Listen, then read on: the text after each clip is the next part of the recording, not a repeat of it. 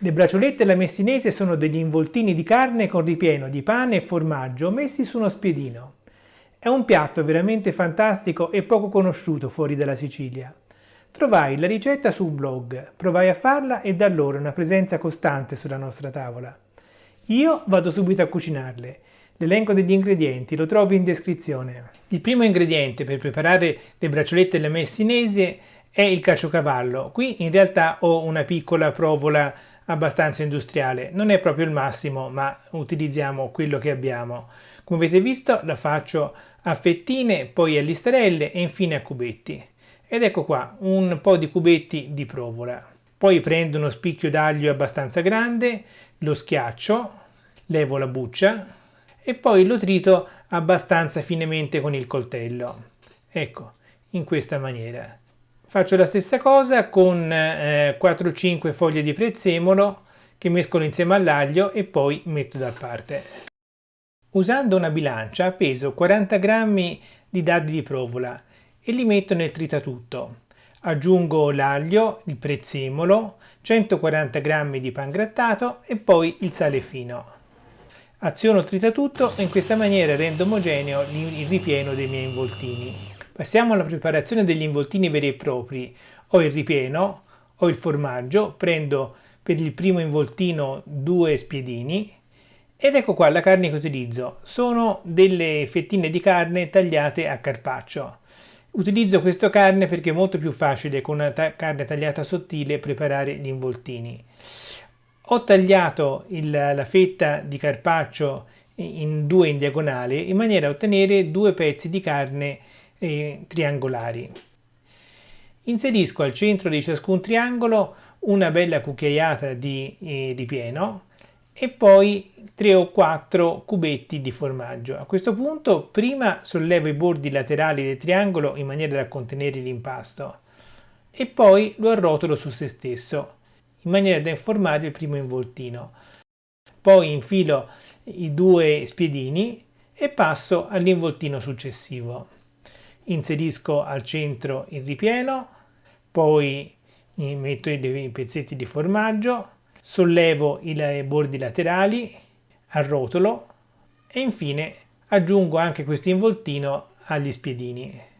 Riguardiamo con attenzione con questo che è un pochino più grande e si vede meglio. Metto pangrattato e il trito degli odori, inserisco il formaggio, sollevo i bordi laterali e tenendoli sollevati arrotolo l'involtino. Ecco, così, in questa maniera. E così abbiamo quasi completato il primo spiedino. In genere su uno spiedino si mettono dai 5 ai 7 involtini. Adesso a me tornerà comodo farne 4 spiedini di 6 involtini perché questa è la quantità giusta in base alle fette di carne che disponevo semplicemente. Ecco qua stiamo preparando l'ultimo involtino, lo arrotolo e lo inserisco sullo spiedino. E l'ultimo spiedino è pronto. Ecco qua i miei 4 spiedini e passiamo adesso alla fase successiva. Ma prima di ogni altra operazione, utilizzando un trinciapollo, accorcio gli spiedini. Questo eviterà che il legno tocchi il bordo della piastra su cui li cuocerò e diventi incandescente e possa addirittura bruciare. Rovescio quello che è rimasto del ripieno su un piatto e lo spando bene. In una ciotolina metto un po' di olio d'oliva e poi con un pennello spennello la superficie degli spiedini. Questo farà sì che l'impasto di pangrattato si attacchi meglio agli spiedini. Metto gli spiedini all'interno del pangrattato, lo faccio aderire a entrambe le parti e poi con le mani ce ne pigio un pochino sopra perché deve essere bella abbondante questa parte, diciamo, esterna dello spiedino. Ecco qua. In questa maniera è pronto. Faccio la stessa cosa con gli altri spiedini ed ecco qua l'ultimo. Per la cottura utilizzo una piastra in ghisa che ho fatto arroventare sul fornello più grande che ho e aggiungo gli spiedini. Dopo 2 o 3 minuti è il momento di fare la prima giratura degli spiedini e poi ancora, ecco, quando il pangrattato comincia a bruciacchiarsi da entrambi i lati e vuol dire che siamo vicini al punto di cottura. Ecco, qua sono praticamente pronti e possiamo andare a levarli. La cottura nel complesso è durata non più di 10 minuti. Le bracciolette messinesi sono pronte per andare in tavola. 2 spiedini sono una porzione giusta per una persona. Adesso levo uno spiedino e andiamo a vedere com'è l'interno. Ne avevo già preso uno ma non ha funzionato la telecamera, per cui guardiamo con il secondo.